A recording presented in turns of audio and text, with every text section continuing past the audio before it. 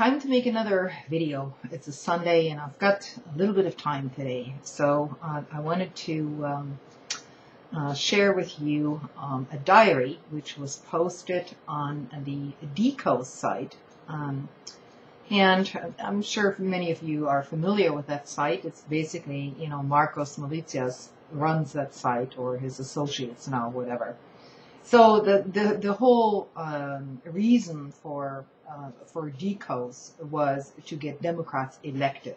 Okay, that was the essential premise, and it didn't matter who got elected in terms of the D behind their name, as long as they had that D behind the name. In other words, whether you get a bunch of blue dogs in there or actually progressive people, it didn't matter, just as long as they had a D behind their name.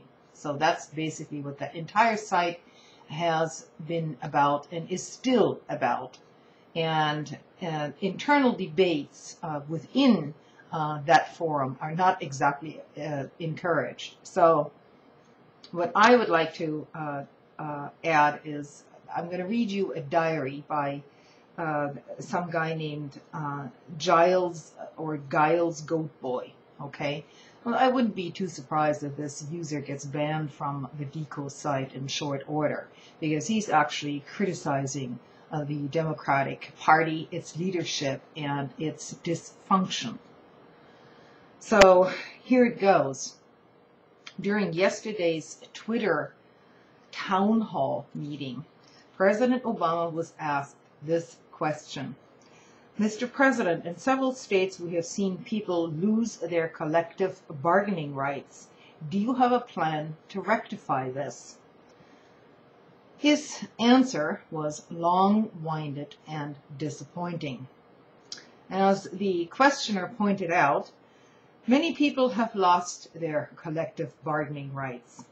Judging by the president's non-answer, he has no plan to restore collective bargaining for those who had it stolen from them, and he is in no hurry to create one.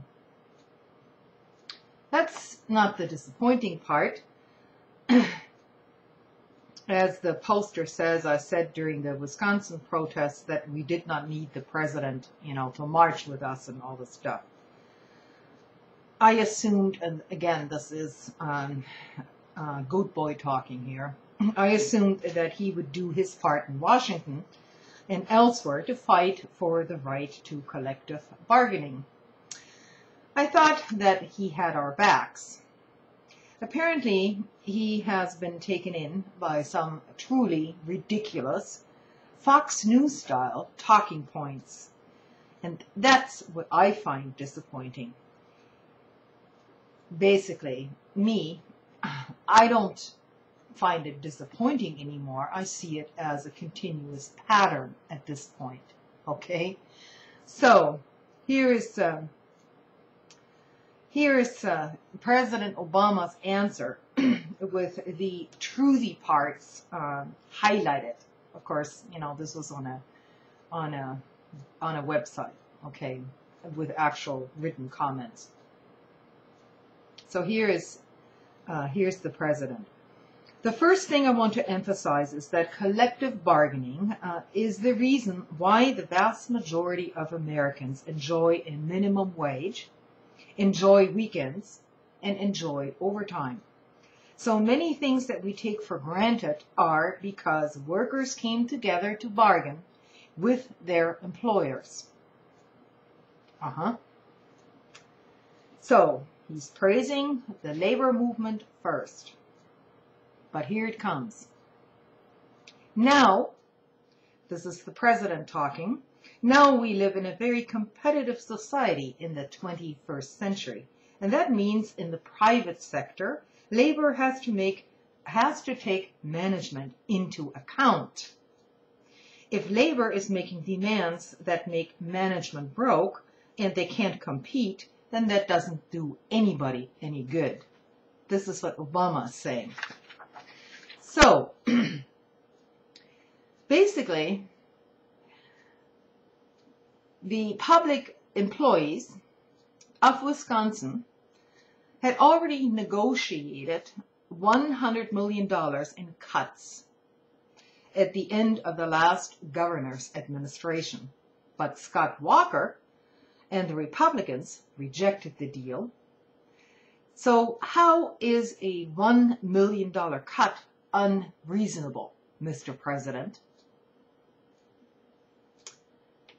Obama's answer: in the public sector, what is true is that some pension plans that have been in place and health benefits that are in place are so out of proportion with what's happening in the private sector that a lot of taxpayers are starting to feel resentful.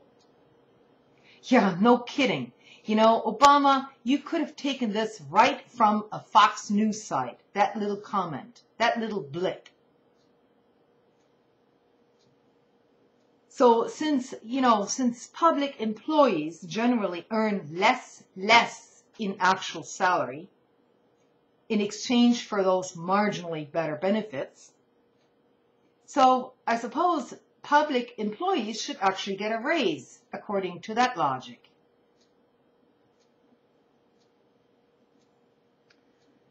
Obama. They say, well, if I don't have health care, where I only have to pay a dollar for a prescription, why is the person on whose salary I'm paying, why are they getting a better deal? First off, President Obama, you live in cloudland. Even public employees don't have medical plans where they pay $1 for a prescription. That's just for starters. But Obama goes on to say, what this means is that all of us are going to have to make some adjustments, but the principle of collective bargaining, making sure that people can exercise their rights to be able to join together with other workers and to negotiate and the kind of even bargaining power on either side, that's something to be protected. And we can make sure that these adjustments, in a way, are equitable, but preserve people's collective bargaining rights. So this is just more nonsense and more talk. Because what is he actually doing regarding the bargaining rights?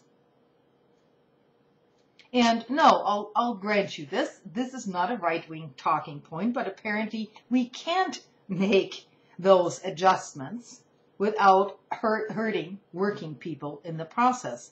And who caused this financial mess in the first place? It wasn't the working people, it wasn't the employees, or even public employees of America.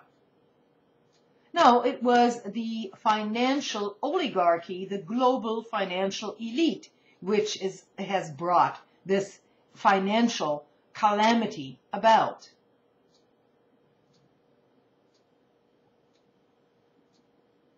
So typically, Obama goes on, so typically the challenges against bargaining rights have been taking place at the state level.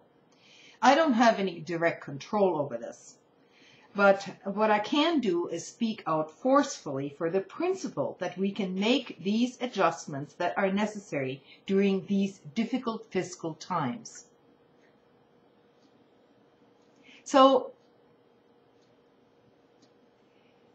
Obama, when are you actually going to speak out forcefully for anything, rather than basically taking the middle road on any subject? Anything is on the table, including Social Security, Medicare, and most of all Medicaid, which hurts the very desperate and very poor. But everything, according to your negotiations, is now on the table to be negotiated away, basically. Then he goes on to say, I'll give you just one example. This is Obama. We froze federal pay for federal workers for 2 years, and now that wasn't real popular, as you can imagine, amongst federal workers. And on the other hand, we were able to do that precisely because we wanted to prevent further layoffs, and we wanted to make sure that we send a signal that everybody is going to have to make some sacrifices, including federal workers. Well, where are the other sacrifices in that equation coming from? President Obama, I'm speaking to you as just a regular citizen, okay? Have the CEOs' bonuses been cut? Have their extravagant payouts and golden parachutes vanished? What have they sacrificed? I mean, after all, you supported the extension of the Bush tax cuts for the wealthy.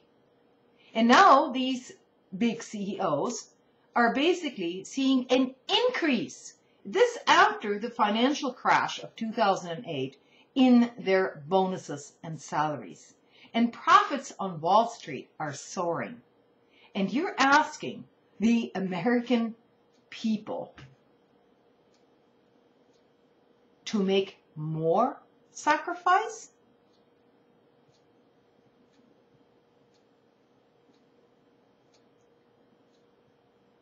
You're not a stupid man. So I have to assume at this point that you are deceiving the people.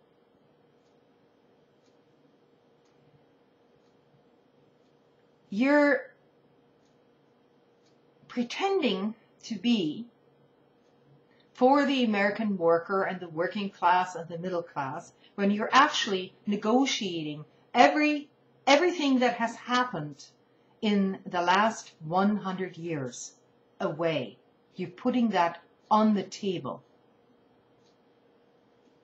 And who benefits from this? The contributors to your campaign. And, I want to say one thing. Personally, I have never been a Republican, never will be. But it should be clear as day to anyone still voting Democratic or Democrat, simply because there's a D behind their name, is utterly deluded. Because what we're facing here is an outright onslaught on the middle class and the working class and the poor in America and everywhere else. Everywhere else, I might state. Because the same shit's happening in Europe, So the problem is bigger than just Obama, what's happening here in America, the demise of the Democratic Party and all that. What we're witnessing is, in essence, a feudalistic class war being perpetrated by the financial global elite on everyone on this planet. And at one point, people will have enough of this. We aren't at that point, especially not in the West, because we still enjoy a few amenities, But I see this entire situation, just like everyone else on here, as so frustrating. But eventually there will be some sort of a social explosion, and it's not going to be pretty. And as long as progressives don't push that Democratic Party out of this right-wing hold that they've grabbed onto for the last 30 years, for America, there is no hope. So that's my personal opinion about it. And, I've tried making that argument many times, and some people agree, some don't. And I I just wanted to re-emphasize that because I'm not gonna quit talking about this anytime soon, as frustrated as I am. Good night.